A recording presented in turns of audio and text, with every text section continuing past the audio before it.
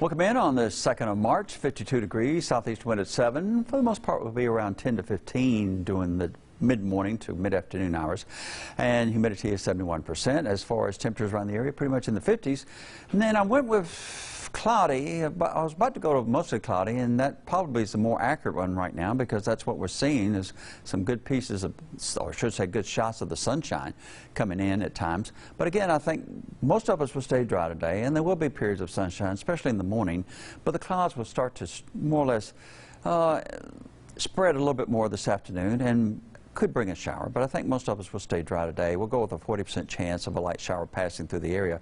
But on this one, you do see most of the rain is from Montgomery northward, and there's some yellow involved in that. That's just some moderate showers. No thunder involved with this right now. Just kind of an increase in the moisture levels, and that will be the case over the next several days, especially by the time we get to Wednesday. Talking points, mild breezy, mostly cloudy, 40% chance of light rain today. Tonight drops down to about a 20% chance. Could be some fog in the area too. Now Tuesday, instead of about 70 today, would be around the mid-70s tomorrow, and maybe some brief glimpses of the sun, a little bit more of that today, but breezy also, showers, and they will increase in coverage and a little bit heavier amounts of rain, but still probably only a quarter of an inch. Then as we get into Tuesday night, especially during the day on Wednesday, 2 to 4 inches of rain possible. And it could see some thunderstorms on Wednesday. The severe threat right now looks marginal. And the heavy rain, we're on the southern end of it. It looks like it covers from, say, around Birmingham all the way down to the Dothan area. And if that warm front goes further north or further south, then we could have more heavy rain associated with it. If it goes further north, maybe a little bit less heavy rain, but also possible strong thunderstorms. And if it's right now, the thinking is that warm front would be just south of us. That increases our heavy rain threat, but also decreases our severe weather threat. Regardless, there is a potential for hail with some of those thunderstorms too. If we have any hail, usually it's this time of year, March into April. So, you know, park your car where it can be protected and other things that might be damaged by the hail. Hadn't looked at the tropics lately. This is what we usually see between Africa and South America this time of year. Low pressure systems just kind of meander out in the middle of the Atlantic and sometimes down between South America and Africa. Otherwise, things look fairly calm, peaceful. We don't have a big inflow coming off the Gulf of Mexico just yet. That will change as we get into Tuesday and Wednesday. And the Pacific is fairly quiet.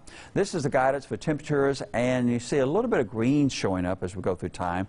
Most of it, stays to the west and northwest of the Dothan area. But again, any time of the day, as you see down here, we could see a light shower in the area. I think most of us will stay dry, but they will be around, so don't be surprised if one pops up on top of you. Rainfall amounts will be anywhere from non-existent today to maybe 1/10 of an inch of rain at most, it appears.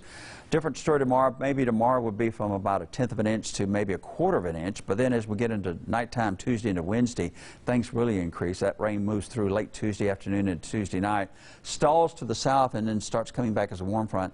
This is Wednesday morning around sunrise, and it's just going to fill the area with some heavy rain during the day on Wednesday.